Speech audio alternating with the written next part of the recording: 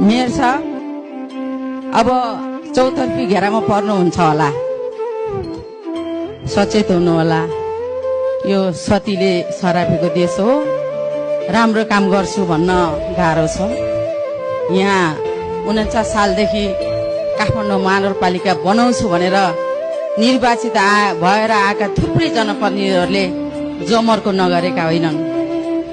कसै न कसैले अंकुश लाएको हुनाले भएका महानगरपालिका बनाउने चाहनालाई दबाएर कार्यकाल पूरा भएर विस्थापित भएका थुप्रै व्यक्तित्वहरू हुनुहुन्छ। हामीले इतिहासको पाना पल्टायौं भने कतै तपाईलाई पनि त्यही पानामा थन्काइदिने हुन् कि भन्ने मलाई त्रास लाग्छ। फुटपाथको काया पलट गर्नुभएको छ, सिङ्गो महानगरपालिकाको स्वरूप परिवर्तन गरिदिनु भएको छ। आम असल आँखा र असल मन भएका मान्छेले तपाईका तारिफ गरेका छन् होला। व्यक्तिगत रूपमा काम गर्ने सवालमा व्यक्ति विशेषलाई कहीँ न कहीँ आघात पर्यो होला।